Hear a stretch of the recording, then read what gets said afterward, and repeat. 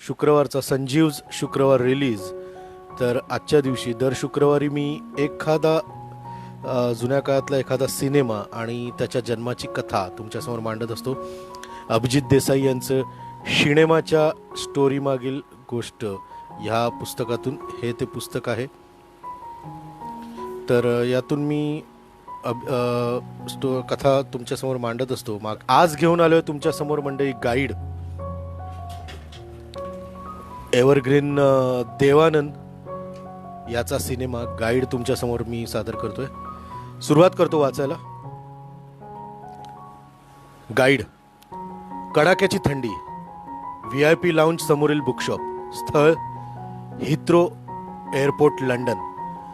कानापासून गुडघ्यापर्यंत ओव्हरकोटमध्ये लपेटलेला देखणा 40शीतला तरुण देव आनंद पुस्तक चाळत उभा होता. सहज त्याची नजर काचेखालील एका साहित्य कृतीकडे गेली. R.K. नारायण लिखित गाईड. नखशिखांत कर्मठ गोऱ्या संस्कृतीत भारतीय लेखकाची कादंबरी पाहून देव सुखावला. विलायतेतील भारतीय साहित्याचा दिमाग त्याला परकीय चलनात कादंबरी विकत घेण्यास भाग पाडत होता. गाईड कादंबरी त्याने यापूर्वी देखील वाचली होती, मात्र पर्ल बकच्या भेटीनंतर भारतीय साहित्य कृतीकडे पाहण्याचा त्याचा दृष्टिकोन बदलला होता. त्याच्यातील सिनेमॅटिक व्हिजनमधून तो कादंबरी वाचता वाचता अदृश्य स्वरूपात पाहणारही होता. गेल्या महिन्याभरातील घटनांचा क्रम त्याच्या डोळ्यासमोर होता. Film federation of India, censor board आणि निर्माता संघटना यांच्या शिफारशीवरून एकूण 6 भारतीय सिनेमांची मेलबॉर्न, सिडने, बर्लिन, कान्स आणि कार्लोवी वेरीतील आंतरराष्ट्रीय चित्रपट महोत्सवासाठी निवड करण्यात आली होती.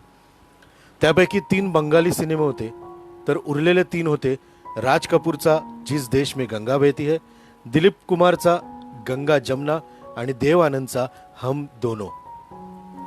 देव बर्लिन महोत्सवात दाखल झाला. जागतिक सिनेमातले रथी महारथी त्याला भेटले. इतकी प्रचंड एकत्रित प्रतिभा त्याने यापूर्वी पाहिली नव्हती. आंतरराष्ट्रीय सिनेमाही इतका देखणा, ग्लॅमरस आणि सुसंस्कृत पदवीधर भारतीय नट यापूर्वी बघितला नसेल. आंतरराष्ट्रीय सिनेमानेही इतका देखणा, ग्लॅमरस आणि सुसंस्कृत पदवीधर भारतीय नट यापूर्वी बघितला नसावा. बर्लिनच्या झुपालस्टमध्ये गच्च भरलेल्या प्रेक्षागृहात हम दोनो दाखवला गेला. सिनेमा संपल्यावर देवला रंगमंचावर बोलावण्यात आलं. 5 मिनिटात त्याने फरड्या इंग्रजीत हम दोनोच्या निर्मितीमागील भूमिका कथन केली. टाळ्यांचा कडकडाट थांबेच ना, बर्लिनमध्ये देवला अर्ध्याहून अधिक हॉलिवूड भेटलं. आंतरराष्ट्रीय सिनेमाच्या विशाल व्यासपीठावर त्याचं आगमन झालं होतं. नोबेल पारितोषिक विजेती लेखिका पर्ल बक तिथे उपस्थित असल्याचं कळल्यावर देव स्वतः जाऊन तिला भेटला. जगभरातील कलाकृतीवरचा तिचा व्यासंग पाहून देव वॉज इम्प्रेस्ड. देवने भारतीय सिनेमाच्या तद अनुषंगाने विकसित होणारी भारतातील प्रेक्षकांची वृत्ती याविषयीचे आपले अनुभव तिला सांगितले. Pearl Buck was doubly impressed. तिने भारत अमेरिका सहयोगाने सिनेमा करून त्यात देवने प्रमुख भूमिका करावी असा प्रस्ताव मांडला. देव हरखून गेला. पर्ल बकने त्याला बालचंदर राजा यांचं to long in the West हे पुस्तक वाचायला दिलं. विषय स्त्रीप्रधान होता. देवने तात्काळ नापसंती दर्शवली. महिन्याभरात न्यूयॉर्कमध्ये तिच्या घरी संपर्क साधण्याचा शब्द देऊन देवने बर्लिन सोडलं. हिथ्रोच्या थंडीत आणि लंडन मुंबई कंटाळवाण्या फ्लाईटमध्ये गाईडने त्याची साथ सोबत केली होती. फ्लाईटमध्ये बसल्या जागी तो विचार करत होता. जागतिक कीर्तीच्या लेखिकेकडून पटकथा लिहून घ्यायची, तर विषयही तेवढा तुल्यबळ हवा. देव जिथून आणि जसा विचार करत होता तसा त्याला गाईडचा विषय अधिकाधिक योग्य वाटत होता. देवची वर्षानुवर्षाची विचारसरणी एकाच मार्गाने कालक्रमण करत होती. तो नॅचरल हिरो होता. कॅमेरासमोर पडद्यावर त्याचा देखणा चेहरा पाहणं भारतातील लाखो प्रेक्षकांना आवडत असे यात शंकाच नाही. पण त्याआधी त्याचा चेहरा पडद्यावर दिसणं ही त्याची स्वतःचीच मानसिक गरज होती. नवकेतन संस्थेत इतर कोणी पडद्यावर महत्त्व घेणं याला तो वैयक्तिक अपमान समजे. नायिका प्रधान सिनेमे ही त्याच्याकरिता अशक्यप्राय गोष्ट होती. त्याच्या पडद्यावरील व्यक्तिमत्वाच्या दृष्टीने तो विषयाची निवड करत असे. एकदा का पटकथेतील नायक म्हणजे हिरो त्याच्या मनाला पटला की मग तो कमकुवत पटकथेची देखील निवड करी. इथे त्याचे आणि त्याच्या धाकट्या भावाचे विजय आनंद उर्फ गोल्डीचे वारंवार खटके उडत. गोल्डी पटकथाकार आणि दिग्दर्शक या भूमिकेनिशी जन्माला आला होता. सिनेमाच्या कथानकाचा सर्वतोपरी विचार करण्याची त्याची सवय देवमधील चॉकलेट हिरोला अडचणीत आणणारी होती. निर्माता म्हणून देवला जड, समाज प्रबोधनपर, आशयगर्भ विषय अभिप्रेत असत. त्याचबरोबर त्याच्या गुलफाम व्यक्तिमत्वापासून फारकत घेण्यासही तो तयार नसे. ही दुहेरी कसरत गोल्डीला सपशेल नामंजूर होती.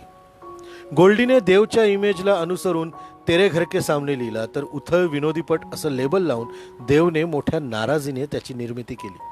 प्रेक्षकांनी त्याला जेमतेम यश मिळवून दिल्याने देवच्या म्हणण्याला सर्वस्वी चुकीचा अर्थ प्राप्त झाला. निर्माता म्हणून देवला विषयांची अचूक समज असल्याचं देवने बिंबवलं.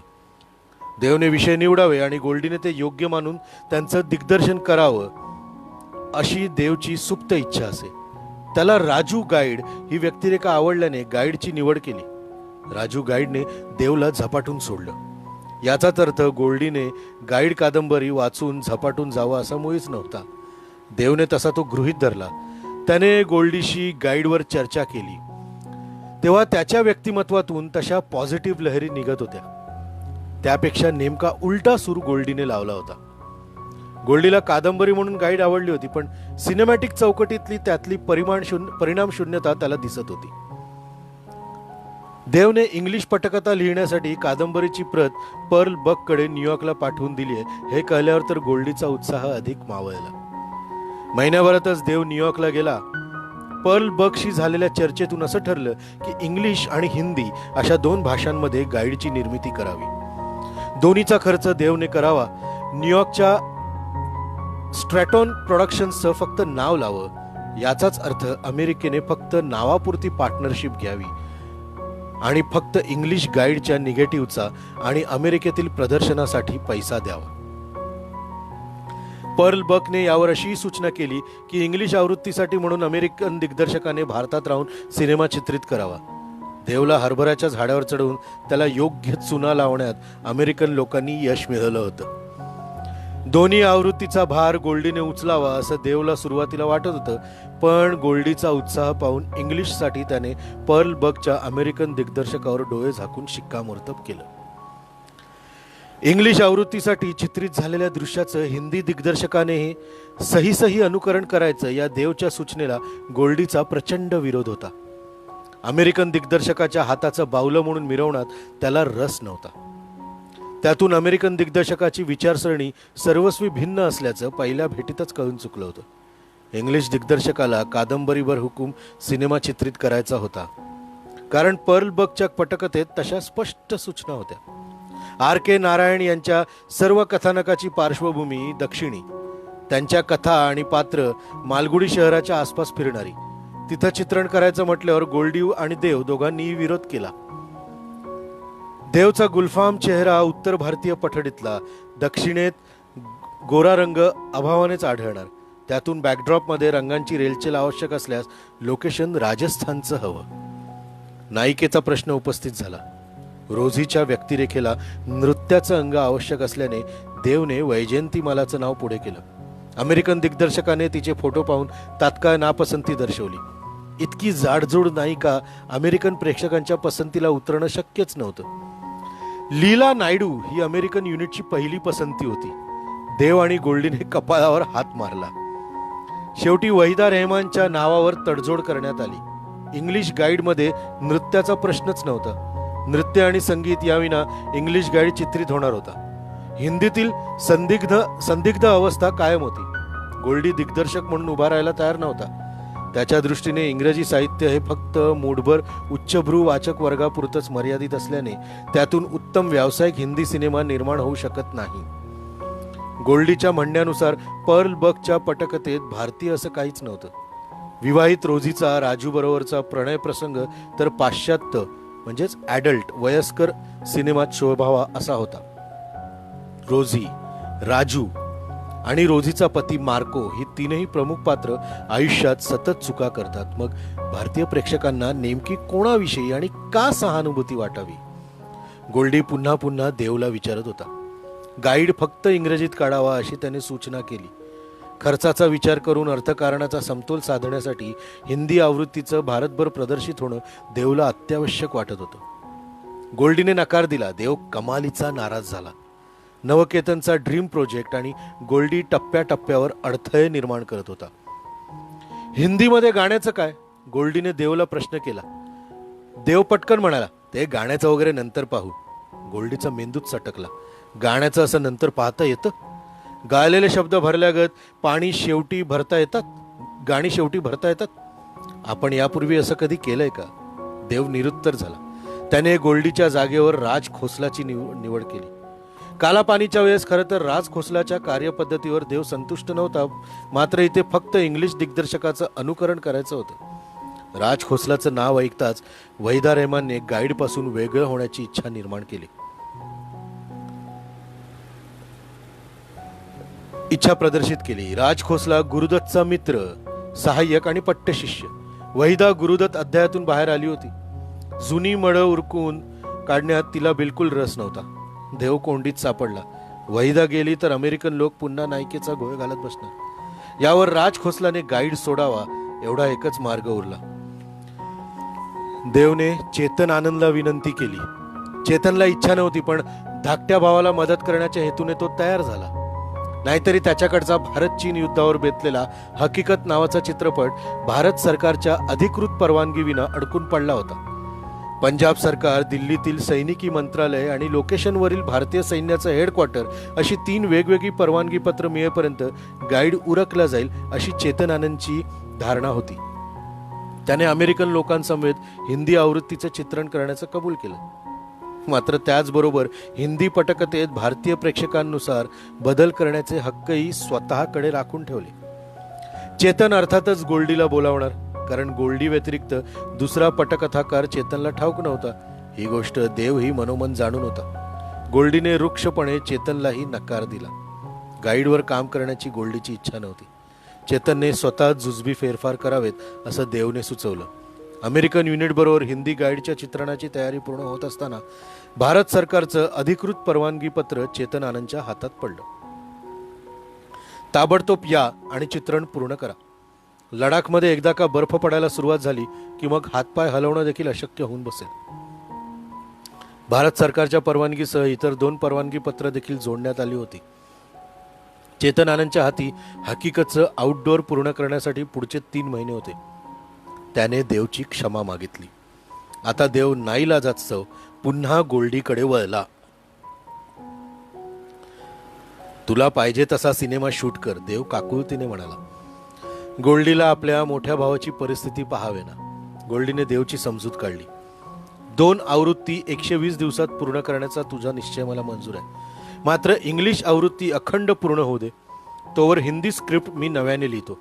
जितक्या दिवसात इंग्लिश गाईड पूर्ण होईल तितक्याच दिवसात माझं हिंदीचं चित्रण पूर्ण होईल, हा माझा तुला शब्द. आता मला हवे तसे बदल करण्याची परवानगी दे, म्हणजे स्क्रिप्ट लिहित असताना मला गाण्यांचा विचार करता येईल. एकीकडे नव्याने हिंदी गाईडची पटकथा लिहिण्यासाठी म्हणून गोल्डी खंडाळ्याला निघून गेला, तर दुसरीकडे त्याच्या इंग्लिश आवृत्तीच्या चित्रणाला सुरुवात झाली. अमाप पैसा खर्च करून अमेरिकन युनिटने 6 आठवड्यात इंग्लिश गाईडचं चित्रण पूर्ण केलं. गोल्डीला संपूर्ण स्क्रिप्ट नव्याने लिहिण्यासाठी फक्त 18 दिवस लागले. त्यात मूळ कादंबरीपासून अनेक वेळा त्याने फारकत घेतली होती. कादंबरी त्याने फक्त एकदाच वाचून ती बाजूला ठेवून दिली. पटकथा लिहिताना इट वॉज ऑल गोल्डी.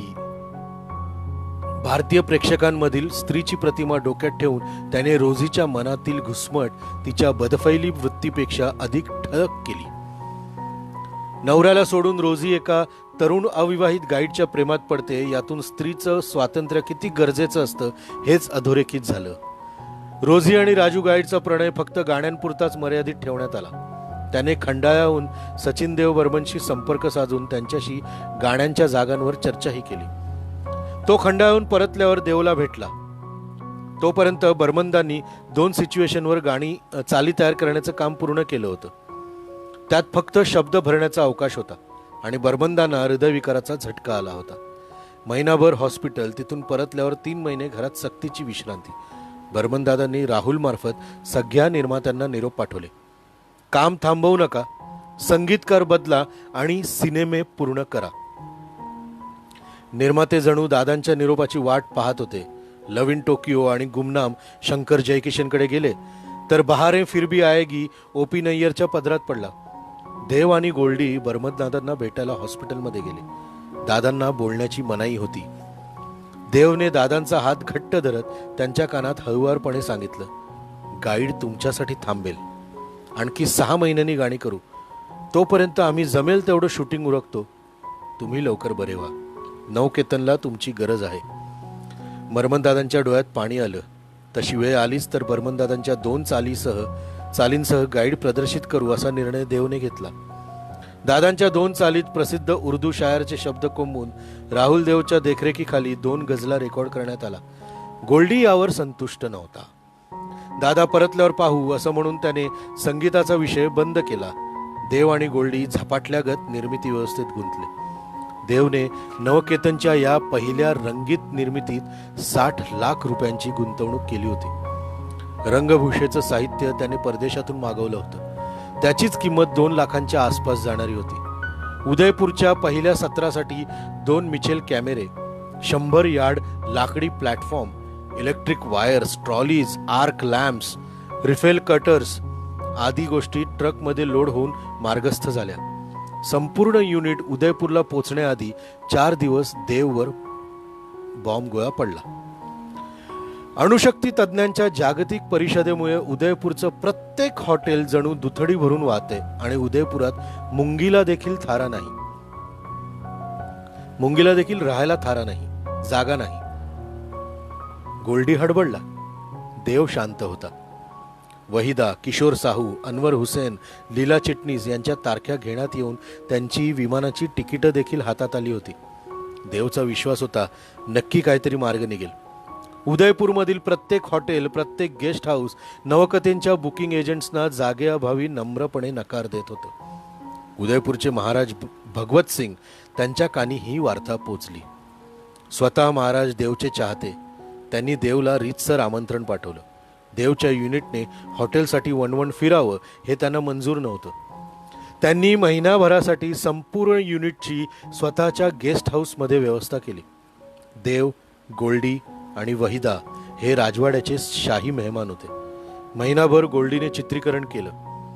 आउटडोअरचे महत्वाचे सीन चित्रित झाले.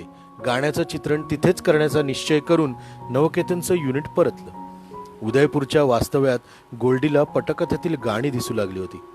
राजस्थान उदयपूरच्या कानाकोपऱ्यात रोजीचं नृत्य, राजूचं भरकटणं, रोजी आणि राजूची आर्थिक प्रगती, यश यासारख्या गोष्टींची त्याने खूणगाठ बांधली. तो गाण्यांच्या सिच्युएशन्स बांधत गेला. त्याच्या डोळ्यासमोर ती लोकेशन्स उभी राहत होती. बर्मनदादांनी शैलेंद्रचा मुखडा चालीत बांधला.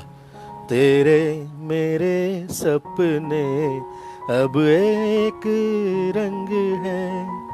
गोल्डीला डोळ्यासमोर सूर्योदयापूर्वीची झुंजूमुंजू अवस्था दिसत होती. सुरुवातीला हजरत जयपुरी समवेत देव गोल्डी जोडीचा खटका उडाला. बर्मनदादांना 2-4 शब्द खटकत होते. हसरतने बदलण्यास नकार देऊन अर्वाच्य शेरा मारला. लागलीच दुसऱ्या कवीचा शोध सुरू झाला. शैलेंद्रने स्वतः गाणी लिहिण्याची इच्छा प्रदर्शित केली. शैलेंद्रला डिवचण्यासाठी म्हणून गोल्डीने त्याला आधी रेकॉर्ड झालेल्या 2 गझला ऐकवल्या. शैलेंद्रने त्याला उत्तर म्हणून दिन ढल जाए हाय आणि तेरे मेरे सपने अशा 2 रचना एक टाकी लिहून बर्मनदादांच्या हार्मोनियमवर ठेवल्या. गोल्डीला आधीच्या गझला रद्द करण्यावाचून दुसरा पर्याय नव्हता. गोल्डीने गाईड संबंधात देवशी चर्चा केली नसेल इतकी त्याने बर्मनदादांशी केली होती. अद्याप त्याला गाईड सारखा विषय व्यावसायिक दृष्टीने उपयुक्त वाटत नव्हता. हिंदी सिनेमाला आवर्जून हजेरी लावणारा प्रेक्षक गाईड सारख्या आंगळलेल्या विषयापासून कोसो दूर होता. मात्र ही दरी बर्मनदादांचा परिस्पर्श लाभलेल्या गाण्यांनी थोड्याफार प्रमाणात बुजू शकेल असं गोल्डीला वाटत होतं. आनंद बंधून करता बर्मनदादा लकी होते. देवने हट्ट करून त्यांच्या आवाजात टायटल समवेतचं बॅकग्राऊंड गाणं रेकॉर्ड करून घेतलं आणि पिया तोसे नैना लागे रे हे 9 मिनिटाचं लांब लचक गाणं गोल्डीने 9 सेट्स उभारले. चाल बसवताना बर्मनदादांना त्यातील रोझी राजूचा व्हिज्युअल प्रवास ठाऊक होता. प्रत्यक्ष चित्रण सुरू होण्यापूर्वी महिनाभर आधी नृत्य दिग्दर्शक हिरालालने वैदाकडून नृत्याचा कसून रियाज करून घेतला होता. वैदा देखील रोझीच्या व्यक्तिरेखेसाठी गोल्डी सांगेल तेवढी मेहनत करत होती. देव मात्र अद्यापी स्वतःचं स्टार पण उतरून कॅमेरासमोर उभं राहायला तयार नव्हता. स्वतःच्या देखण्या चेहऱ्यात स्टार पण जपण्याचा त्याचा प्रयत्न गोल्डीला हताश करून सोडत असे. गाईडचा विषय गल्ला भरू पठडीतला नव्हता आणि तो देवनेच पूर्ण विचारांती निवडल्यानंतर विषयाचं गांभीर्य सोडून स्वतःचा गुलफाम चेहरा जपण्याचा देवचा अट्टहास गोल्डीला मंजूर नव्हता. गाईड जनमानसात रुजवायचा झाल्यास प्रत्येक कलाकाराला स्वतःची सर्जनशीलता पणाला लावावी लागेल याच ठाम विश्वासाने तो दिग्दर्शन करीत होता. तेरे मेरे सपने अब एक रंग है त्याला फतेहसागर तलावासमोर चित्रित करायचं होतं. कुठेही कॅमेरा लावला तरी नेहरू पार्क फील्डमध्ये येत होतं. गोल्डीला हा परिणाम अभिप्रेत नव्हता. नुकसान सोतून संपूर्ण दिवसाचं चित्रण त्याने रद्द केलं. दुसऱ्या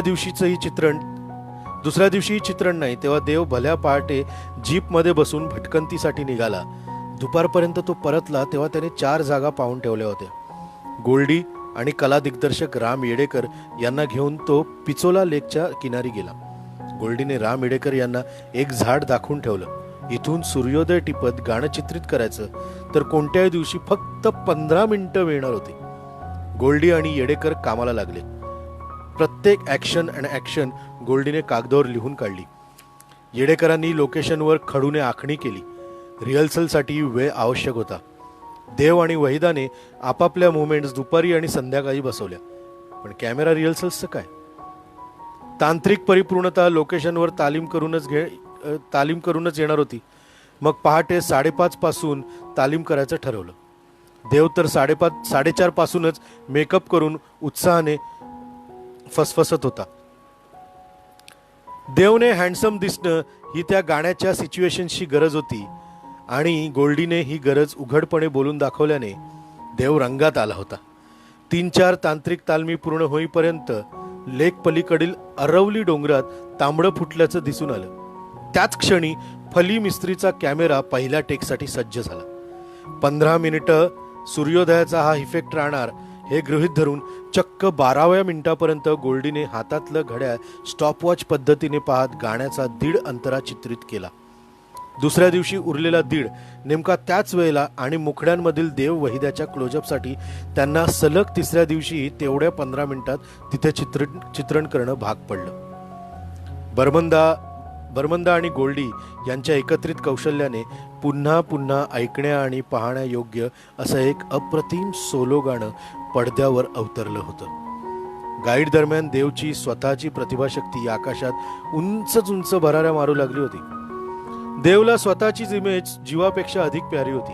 त्याचबरोबर पटकथेचा प्रवासही त्याच्या इमेजला अभिप्रेत असलेल्या मार्गावरून घडावा असं त्याला मनोमन वाटू लागलं होतं. तो निर्माता असणं ही गोल्डीच्या दृष्टीने निव्वळ योगायोगाची गोष्ट होती.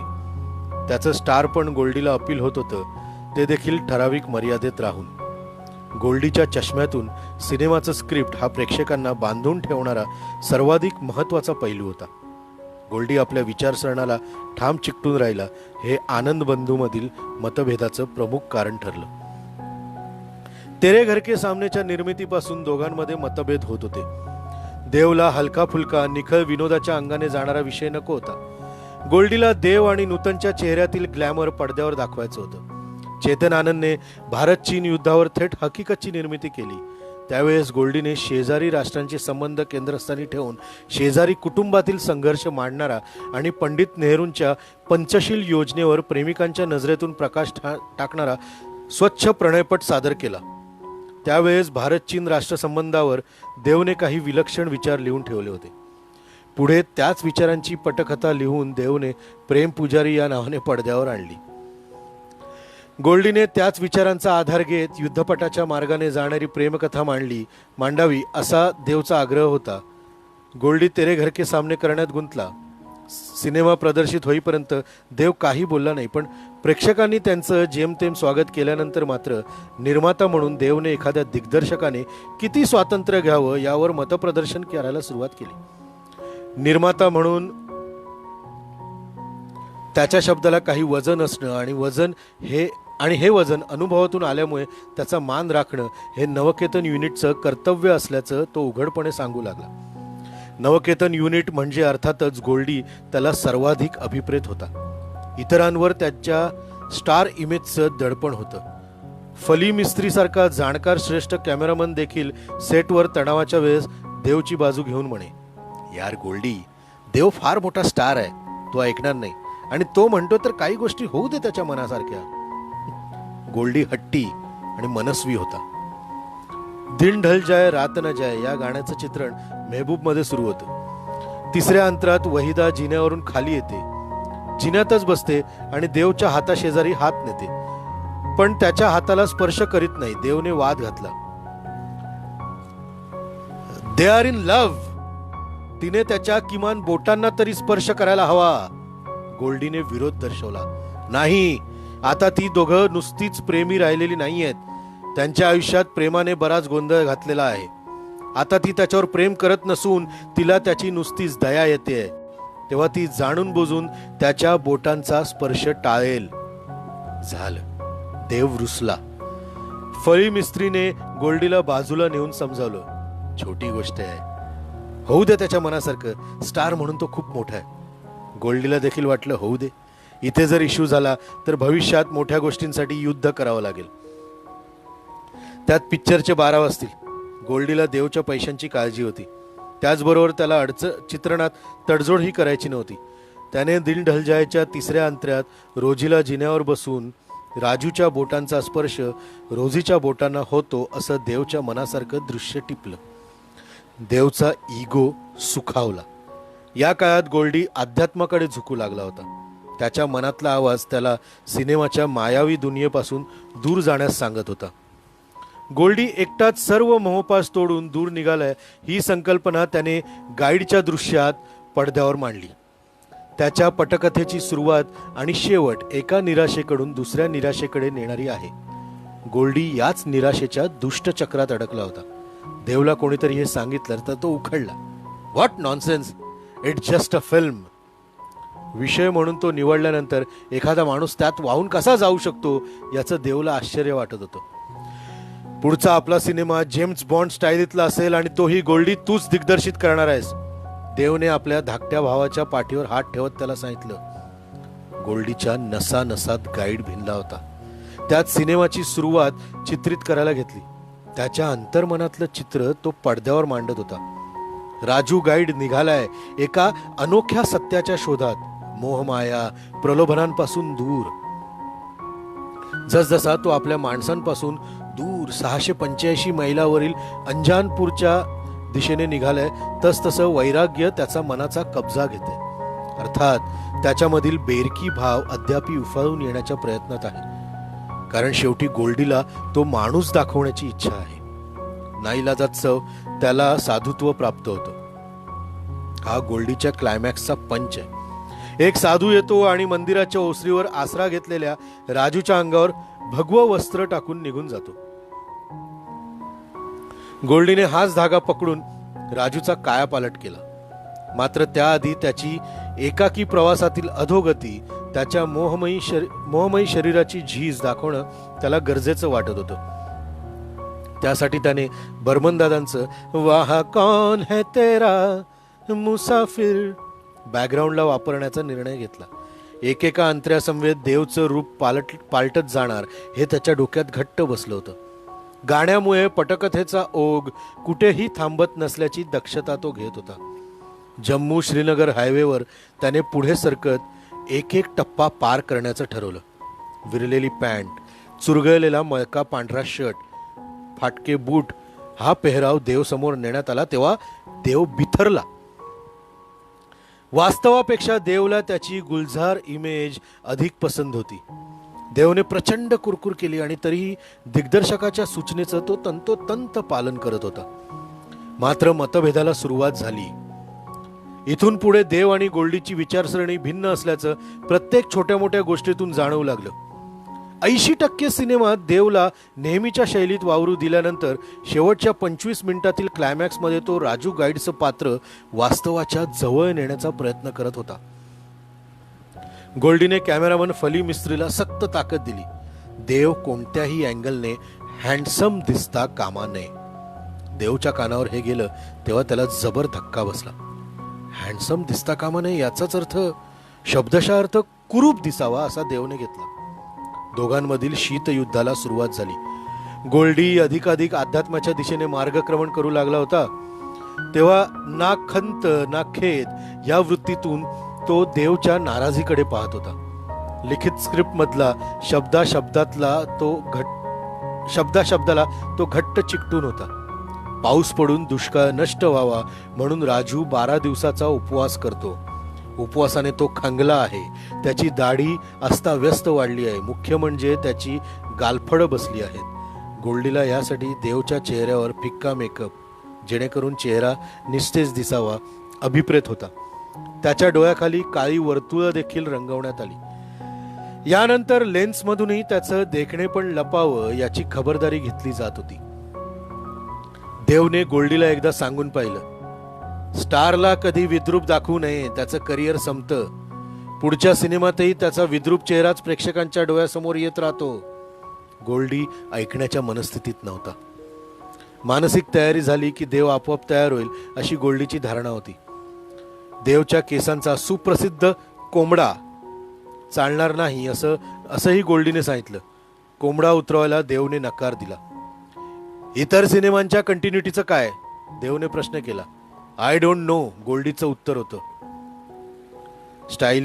केसांचा स्टायलिश कोंबडा पाडून नेहमीच्याच केशभूषेत दिसला तर राजू गाईडचा अहंकार संपून गेलाय या स्क्रिप्टमधील महत्वाच्या संकल्पनेला धक्का बसेल. आणि 10-12 दिवसांचं तर चित्रण, पुन्हा मूळ केस याला किती दिवस लागतील, फार तर महिना. गोल्डीने आपलं म्हणणं खरं केलं. शॉट बाय शॉट तो देवचा कोंबडा नाहीसा करत गेला. शेवटच्या प्रसंगात तर त्याने देवच्या कपावर अतिशय विरळ असे केस ठेवले. देव द्विधा मनस्थितीत सापडला होता. एकीकडे सिनेमा उत्तम शैलीत आकारला जातोय याचा आनंद होता, तर दुसरीकडे वास्तववादाकडे नेणारा प्रतिमेपेक्षा वेगळा स्वतःचा चेहरा प्रेक्षकांना आवडेल का नाही अशी एक भीती होती. सिनेमाच्या शेवटी राजू गाईडचा मृत्यू देवला काट्यासारखा टोचत होता. त्याच्या दृष्टीने गोल्डीचं स्क्रिप्ट हिंदी सिनेमा पाहणाऱ्या प्रेक्षकांना गरजेपेक्षा अधिक चाकोरी बाहेर नेऊ पाहत होतं. त्यापेक्षा देवने वेगळा पर्याय सुचवला, लिहिला आणि तो कागद सहाय्यक दिग्दर्शकाद्वारे गोल्डीपर्यंत पोहोचवण्याची व्यवस्था केली. रोजी राजूच्या आयुष्यात परत येण्यासाठी म्हणून निघते. राजू 12 दिवसांच्या उपोषणानंतर मृत्यूच्या दरवाजापाशी जाऊन पोहोचतो.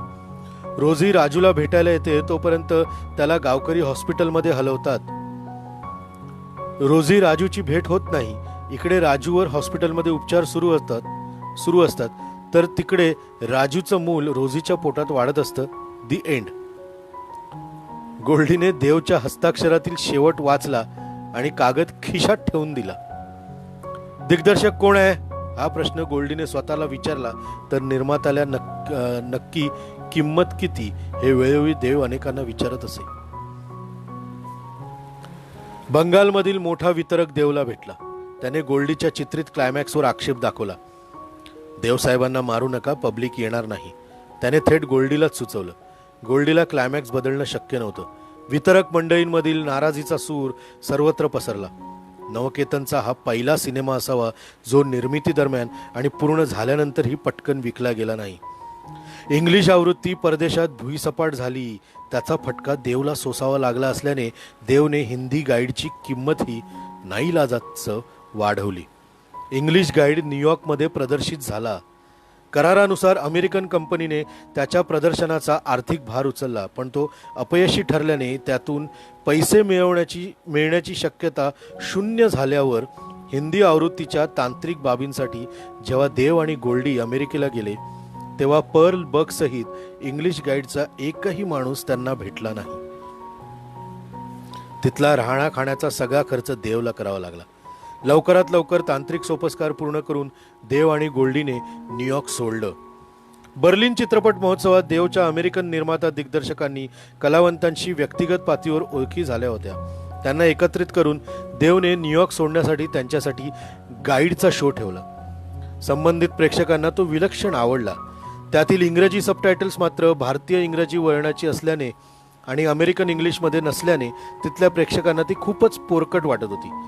विदेशी चित्रपटांच्या विभागात गाईडने ऑस्करसाठी प्रयत्न करावा असं तिथल्या बहुसंख्य प्रेक्षकांनी मतप्रदर्शित केलं. मात्र खर्चाच्या दृष्टीने देवला ते अशक्यप्राय वाटत होतं. भारतात परतल्या क्षणी गाईड प्रदर्शित करणं एवढंच त्याचं प्रथम उद्दिष्ट होतं. नवकेतनचा प्रोडक्शन कंट्रोलर यश जोहर याना त्या युक्तीने वितरकांशी संपर्क साधून त्यांना देवच्या किमतीत गाईड विकण्याचा प्रयत्न करत होता. वितरक नकारात्मक भूमिका घेऊन किंमत कमी करू पाहत होते. त्यांना आधी संपूर्ण सिनेमा पाहून मग किंमत ठरवायची होती. गोल्डीने संपूर्ण सिनेमा दाखवायला स्पष्ट नकार दिला. यश जोहरने धूर्त व्यावसायिक वृत्तीने दिल्लीच्या वितरकाला कांटों से खींच के ये आंचल, तेरे मेरे सपने अब एक रंग है आणि गाता रहे मेरा दिल अशी 3 गाणी दाखवण्यास देव आणि गोल्डीला प्रवृत्त केलं. दिल्लीचा वितरक संतुष्ट होऊन परतला. बंगालमधील नवकेतनचे वर्षानुवर्षाचे संबंध असणारे वितरक आले. देवने त्यांना यश जोहरकडे पाठवून दिलं. सिनेमा दाखवण्याचं कबूल करूनही ऐन वेळेला ही मंडळी पिया तो से नैना लागे रे आणि गाता रहे मेरा दिल एवढी 2 गाणी पाहून गाईडचा उदो उदो करत परतले. देवने यश जोहरची पाठ थोपटली. त्या काळी मराठा मंदिर, अप्सरा इथे बड्या बॅनरच्या सिनेमांचे शानदार प्रीमियर सोहळे होत. गाईडचा मराठा मंदिर मधला प्रीमियर उदासवाणा होता. त्यात कमर्शियल सिनेमाला अनुरूप मसाला नसल्याचं स्पष्ट दिसत होतं. सिनेमा उत्कृष्ट झाला होता, मात्र तो हिंदी सिनेमा पाहणाऱ्या प्रेक्षकांचं समाधान कसं करणार यावर शंका उपस्थित करण्यात आली. शेवटच्या 25 मिनिटाचा सिनेमा हा देवच्या प्रेक्षक वर्गासाठी नव्हता. बर्मनदादांची गाणी लोकप्रिय होणं ही त्यातल्या त्यात जमेची गोष्ट होती. गोल्डीने अप्रतिम सिनेमा दिला होता, याविषयी देवचं दुमत नव्हतं. अर्थात देवला अभिप्रेत असणारा क्लायमॅक्स गोल्डीने चित्रित केला असता तर तो अधिक चांगल्या पद्धतीने आम जनतेपर्यंत पोहोचला असता, या विचारसरणीलाही देव चिकटून राहिला होता. कादंबरीकार R.K. नारायण यांनी पटकथेत बदल केले गेले आणि लेखकाला त्यापासून वेगळं ठेवण्यात आलं म्हणून हिंदी गाईडवर सडकून टीका केली. हिंदी सिनेमाच्या क्लासिक श्रेणीत गाईडने मानाचं स्थान मिळवलं. हा गोल्डीच्या दिग्दर्शकीय कौशल्याचा, त्याच्यामधील नॅचरल पटकथाकाराचा अनोखा विजय होता. पटकथेची मांडणी, फ्लॅशबॅक तंत्राचा वापर, व्यक्तिरेखांचा ग्राफ, कथेचा आशय या सर्व प्रकारात गोल्डीने बाजी मारली होती. सॉन्ग पिक्चरायझेशन विषयी तर बोलायचंच नाही. यापूर्वी फक्त श्री 420 हा 1955 साली आणि 1958चा मधुमती च्या सर्व गाण्यात दिग्दर्शक आणि संगीतकाराचं इतकं जबरदस्त ट्युनिंग पाहायला मिळालं होतं. गाईडसह देव आणि गोल्डीने अत्युच्च शिखर गाठलं. तिथून एक एक पायरी खाली उतरणं एवढंच त्यांच्या हाती शिल्लक राहिलं.